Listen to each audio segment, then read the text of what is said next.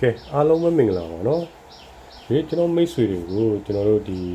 fan motor ပေါ့နော် fan motor တိုင်းမတိုင်းနီလေးကျွန်တော်တို့ fan motor ဒီမှာ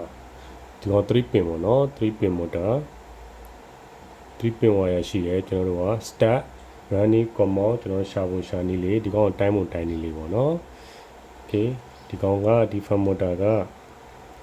ဒီမှာ capacitor ရှိတယ်ကျွန်တော်တို့ကဒီ wire ကျိုးမှာကျွန်တော်တို့ capacitor ပဲမှာတက်ရမလဲရှာဖို့ရှာနေလေးပေါ့နော်ကျွန်တော်တို့ okay ဒီ capacitor ကsorry ဒီ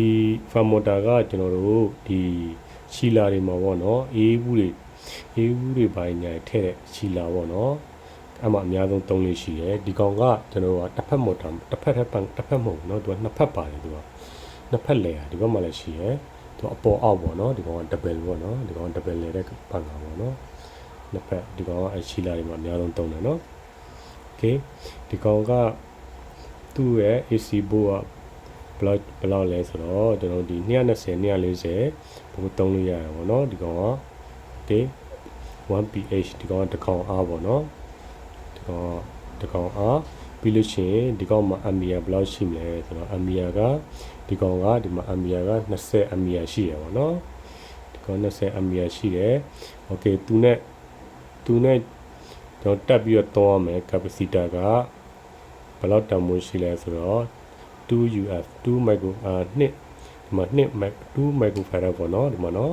ဒီကောင် 2uf လို့ကြည့်ထားတယ်နော်ဒါ2 microfarad ပေါ့နော် okay ဒီကောင်ကိုကျွန်တော်တို့တိုင်းမို့တိုင်းလေးပေါ့နော်ကျွန်တော်တို့ဘယ်လိုတိုင်းမလဲခေါင်းမကောင်းကျွန်တော်ဘယ်လိုတိုင်းမလဲဒီကောင်ပြီးလို့ချင်းအုံတံမို့ကျွန်တော်တိုင်းပြီးတော့ဒီကောင်ကို common start ဘာနေကျွန်တော်တို့ခွဲရှာမယ်နော်ဒါလေးတစ်ချက်ကျွန်တော်မျှောက်အောင်မယ်နော်ဒီမှာဒီကောင်မှာ capacitor ဘူးမှာဒါလေးက capacitor ဘူးပေါ့နော်ကျွန်တော်ဒီကောင်လေးကဒီ wire မှာကျွန်တော်တက်မယ်ဒီကနှစ်ကျိုးမှာကျွန်တော်တက်မယ်ဘယ်ကျိုးမှာတက်မလဲဆိုတော့ကျွန်တော်တို့က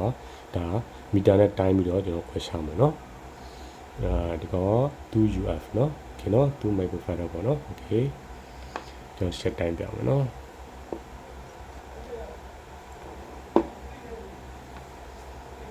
โอเคကျွန်တော်ဒီကောင်ကဒီတပင်ကဒီကောင်ကဒါ body အကျိုးပေါ့เนาะဒီကောင်ကအကျိုးဒီကောင် body ကိုထိရမယ်ကျိုးโอเค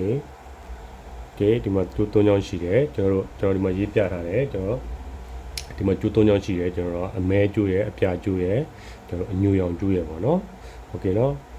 ဒီကောင်ကိုကျွန်တော် club meter နဲ့ကျွန်တော်တိုင်းမယ်เนาะကျွန်တော် club meter ကိုကျွန်တော် ohm scale မှာထားမယ်เนาะ ohm scale မှာထားမယ် okay ကျွန်တော်ဒီမှာရေးပြထားတယ် black brown okay black blue brown okay အမဲရောင်နဲ့ကျွန်တော်တို့အညူရောင်နဲ့တိုင်းမယ်အမဲရောင်နဲ့ကျွန်တော်တို့ဒီမှာအပြာရောင်နဲ့တိုင်းမယ်အပြာရောင်နဲ့အညူရောင်နဲ့တိုင်းကြည့်မယ်เนาะသူ့ရဲ့ ohm power ဘယ်လောက်ရှိမလဲဆိုတော့အရင်ဆုံးတိုင်းကြည့်ရမယ်เนาะ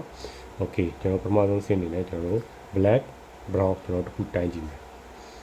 black နဲ့ brown ကျွန်တော်တိုင်းကြည့်မယ်ဒီကောင် ohm scale ဘယ်လောက်ရှိမလဲဒီကောင် ohm 233 okay เนาะ233ဒီမှာတွေ့လာမသိเนาะ233ဒါအမဲအောင်နဲ့ကျွန်တော်တို့ဒီမှာအညွေအောင်နဲ့ကျွန်တော်တိုင်းလိုက်တယ်233 okay ကျွန်တော်ရှာရည်မယ်เนาะဒီမှာ233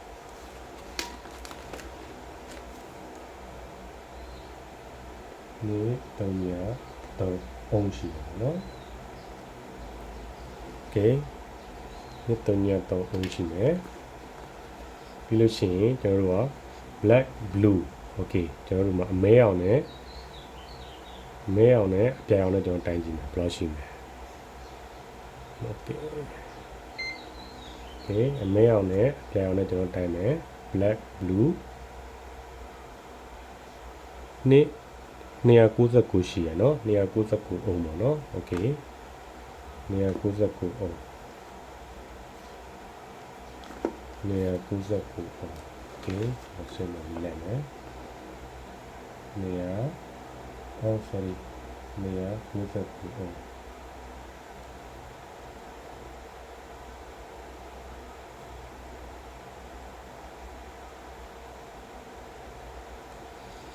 ဒါ299ပေါ့เนาะโอเคเนาะ299ပြီးလို့ရှိရင်ကျွန်တော်တို့က blue နဲ့ brown ကိုကျွန်တော်တစ်ချက်တိုင်းကြည့်မယ်เนาะโอเคအပြာနဲ့အညိုနဲ့ကိုကျွန်တော်တိုင်းကြည့်မယ်တစ်ချက် ပြန်နဲ့အညူနဲ့ကျွန်တော်တစ်ချက်တိုင်းကြည့်မယ်ဘယ်လောက်ရှိမလဲ900နဲ့932ပေါ့နော်900နဲ့2 okay 900နဲ့2 932ပုံပေါ့နော် okay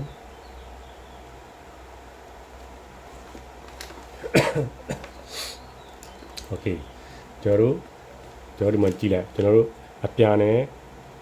sorry ဒီမှာအမဲနဲ့ကျွန်တော်အညူရောင်နဲ့တိုင်းတာဘယ်လောက်ရလဲအမဲနဲ့အညူရောင်နဲ့တိုင်းတာ203အောင် okay ကျွန်တော်တို့အမဲနဲ့အပြာနဲ့တိုင်းတာ299အောင်အပြာနဲ့အညူရောင်နဲ့တိုင်းတာ902အောင်ရှိရเนาะအဲ့တော့ကျွန်တော်တို့ကအုံတက်မှုအနည်းဆုံးဥစ္စာကကျွန်တော်တို့က common ကျိုးပေါ့เนาะ okay ကျွန်တော်ဒီအမဲကျိုးကဒါ common ပေါ့เนาะဒီကောင် C ပေါ့เนาะဒီကောင်အုံတက်မှုအနည်းဆုံးကဒီကောင်ဒါ common okay ကျွန်တော် C ဒီကောင် common ဆိုတော့အမဲရောင်က C ပေါ့เนาะ okay ကျွန်တော်တို့ဒီမှာအုံတက်မှုအများဆုံးကဘာဖြစ်မလဲเนาะ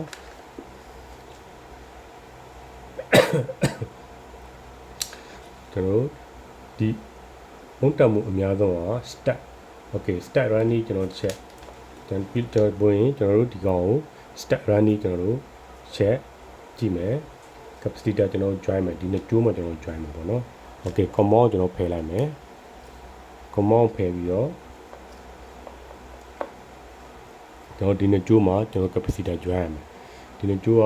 stat နဲ့ကျွန်တော် stat နဲ့ running နဲ့ okay เนาะ stat နဲ့ running မှာကျွန်တော်အုံတက်မှုအများဆုံးကကျွန်တော်တို့ကဘာဖြစ်မလဲဒီမှာအုံတက်မှုအများဆုံးက stat ဖြစ်မယ်အဲ့တော့ s ကျွန်တော်အုံတက်မှုအနည်းဆုံးဒီနှစ်ခုထဲကအုံတက်မှုနည်းတဲ့ကောင်က running ပေါ့နော် okay running ဆိုတော့ r ပေါ့နော်ကျွန်တော်အမဲရောင်က common ကျွန်တော်အပြာရောင်က running ကျွန်တော် brown အညူရောင်ကကျွန်တော် step ပေါ့နော် okay ကျွန်တော်ဒီ step နဲ့ running မှာကျွန်တော်က capacitor ကျိုးတက်မယ်နော် okay နော်ကျွန်တော်တက်ကြည့်မယ်တက်ပြီးတော့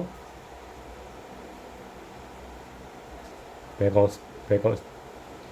ဒီမှာလဲကျွန်တော်ဒီလိုကြည့်လို့ရတယ်ပြီးလို့ရှိရင်ကျွန်တော်ဒီမှာလဲကျွန်တော် step running ဒီမှာဒီကောင်နဲ့လဲကျွန်တော်တို့ရှာလို့ရတယ်ပေါ့နော်ဘယ်ညာဘယ်လိုလဲပေါ့နော် okay ကျွန်တော်ဒီမှာဒီလိုတက်လိုက်မယ်အပြာကျိုးနဲ့ပြီးလို့ရှိရင်ကျွန်တော်တို့ညူရောင်ကျိုးပါတက်လိုက်မယ်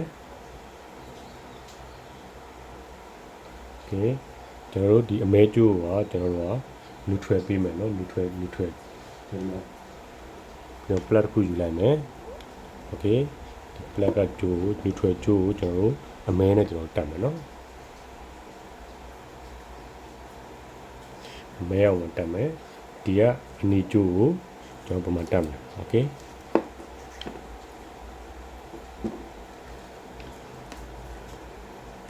ဒီကအနီကျိုးကိုကျွန်တော်ရောစတဲ့ဒီမှာတက်ကြည့်လိုက်မယ်နော်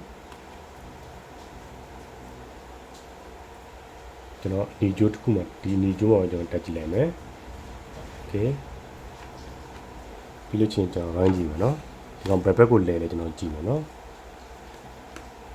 ဘယ်လဲလားညာလဲလားပေါ့နော်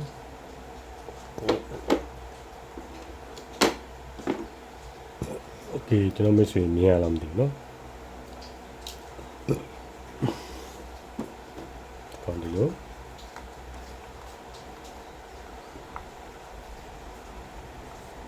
ကျွန်တော်ကအမီယာလည်းတိုင်းလို့ရတယ်ပေါ့နော်ကျွန်တော်အခုဒီမှာမီရှက်ဖွင့်လိုက်မယ်နော်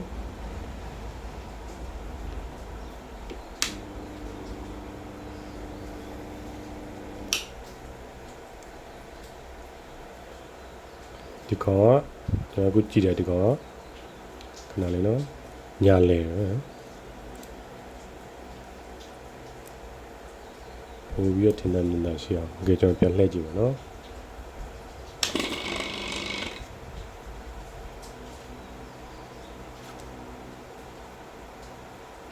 ဒီကောင်ကညာလဲဘယ်လဲပေါ့နော်ဘယ်လဲဒီကောင်ကโอเคဒီကောင်ကျွန်တော်တို့အမ်ဘီယာတိုင်းကြည့်မယ်နော်အမ်ဘီယာတော့20အမ်ဘီယာလို့ပြောတယ်โอเคကျွန်တော်တို့ဒီမှာကျွန်တော်အမ်ဘီယာတိုင်းလို့ရှိရင်ဒီမှာတိုင်းမယ်ဆိုတော့ဒီမှာ60သူ20အမ်ဘီယာဆိုကျွန်တော်60မှာထားပြီးတိုင်းမယ်နော် ကျွန်တော်60မှာထားပြီးတိုင်းမယ် okay ဒီကောင်ကိုဘယ်လိုတိုင်းမလဲဆိုတော့ဒီ wire ကြိုးနှစ်ခုကိုကျွန်တော်တို့ထည့်လိုက်မယ်နော်ဒီထည့်ပြီးကျွန်တော်တိုင်းကြည့်မယ်ဒီကောင် ampere 20ရှိတဲ့ဥစ္စာလားဘောနော်ဒီတစ်ဖက်ကကျွန်တော်တို့က running ကိုကျွန်တော်ရှာမယ်အဲ့တော့ကျွန်တော်အခု check ဖွင့်ကြည့်လိုက်မယ်နော်ဒီကောင် ampere ဘယ်လောက်ရှိလဲဆိုတော့28 ampere ရှိရနော်ဒီကောင်28ဆိုတော့ဒီကောင်ဒီကျွန်တော်တို့တိုင်းကြည့်မယ်ကဲဒီကောင်မဟုတ်ဘူးเนาะကျွန်တော်တို့ဒီကောင်ကိုကျွန်တော်ပြောင်းလိုက်မယ်ဒီမှာ neutral ကျွန်တော်ဒီ light ကြိုးကိုကျွန်တော်တို့ဒီ neutral ကြိုးဒီအပြာကြိုးနေရာမှာကျွန်တော်တက်မယ်เนาะ neutral မဟုတ်ဘူး sorry เนาะကျွန်တော်ဒီမှာ running ပေါ့เนาะ okay ဒါဆိုလို့ချင်းကျွန်တော်ဒီလိုတိုင်းကြည့်မယ်သူက20 ampere လို့ပြောတယ်เนาะ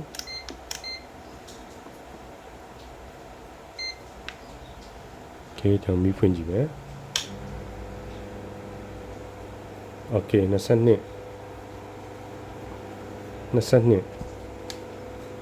sorry ဗျကျွန်တော်မှားသွားတယ်เนาะကျွန်တော်ဒီမှာ 60A မှာကျွန်တော် 6A မှာတော့ထားလိုက်တယ်เนาะဒီကောင် 60A ဒီမှာထားရမှာเนาะကျွန်တော်မြင်လားမသိဘူးเนาะ 60A 60 ampere เนาะ60 ampere နဲ့တိုင်းရမှာဒီမှာကျွန်တော်ဆွမ်းတော့ကျွန်တော်ဒီနေရာကိုရွှေ့လိုက်တာမှားသွားတယ်เนาะဒီမှာเนาะ6 ampere အဲ့တော့ကျွန်တော်တို့ကဒီမှာ sorry ဆောက်ထုတ်ပြတယ် okay အခုကျွန်တော်ပြန်တိုင်းကြည့်မယ်เนาะဒီမှာ20 ampere ရှိမရှိ okay ဒီမှာเนาะ20 ampere ဒီကောင်22 ampere ရှိရเนาะ okay เนาะဒီကောင်မှန်တယ်เนาะအဲ့တော့ကျွန်တော်တို့က okay ဒီ light ကြိုးကိုဒီကြိုးကိုဒီအမဲကြိုးက neutral ကြိုးက common မှာတက်မယ် common နဲ့ကျွန်တော်တက်မယ်ပြီးလို့ရှိရင်ကျွန်တော်တို့ဒီ light ကြိုးကိုကျွန်တော်တို့ဒီမှာ running မှာတက်မယ်အပြာကြိုးက running ကျွန်တော်တို့ကအနီကြိုးကအညူအောင်ကြိုးကကျွန်တော်တို့ဒါ step okay เนาะအဲဆိုလို့ရှိရင်ကျွန်တော်တို့ဒီမှာကြည့်လို့ရပြီပေါ့เนาะကျွန်တော်က capacitor ကိုကျွန်တော်ကဒီမှာကျွန်တော်တက်တဲ့ပုံစံတိုင်းဒါဒီလိုမျိုးတက်တာဒါအမှန်ပဲဖြစ်သွားပြီပေါ့နော်။ Okay မြင်ရလားမသိဘူးနော်။နားလည်လားမသိဘူးနော်။ကျွန်တော်တို့ကအုံတက်မှုအများဆုံးရှိတဲ့ဥစ္စာကကျွန်တော်တို့ကဒီမှာကြည့်လိုက်အုံတက်မှုအများဆုံးရှိတဲ့ဥစ္စာကဒီမှာ brown ပေါ့နော်အညူရောင်အပြာနဲ့အညူရောင်မှာကျွန်တော်တိုင်းလိုက်တဲ့အချိန်မှာ brown ကအုံတက်မှုအများဆုံးရှိတယ်။အဲ့တော့အုံတက်မှုအများဆုံးရှိတဲ့ဥစ္စာ start ကျွန်တော်တို့အုံတက်မှု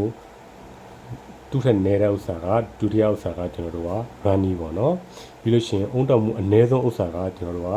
ကဒါ common ပေါ့နော်ကျွန်တော်တို့ common ဆိုတော့ကျွန်တော်တို့ကဒီကောင် common အပြာ running ဒီကောင်က brown ကကျွန်တော်တို့ step okay เนาะဒါဆိုလို့ရှိရင် capacitor တက်ပုံတက်နည်းလေးကျွန်တော်တို့ဒါကျွန်တော်မိတ်ဆွေတွေနားလည်သဘောပေါက်မယ်လို့ထင်ပါတယ်เนาะဒီနေ့တော့ဒီလောက်ပါပဲเนาะအားလုံးပဲ bye bye ပါ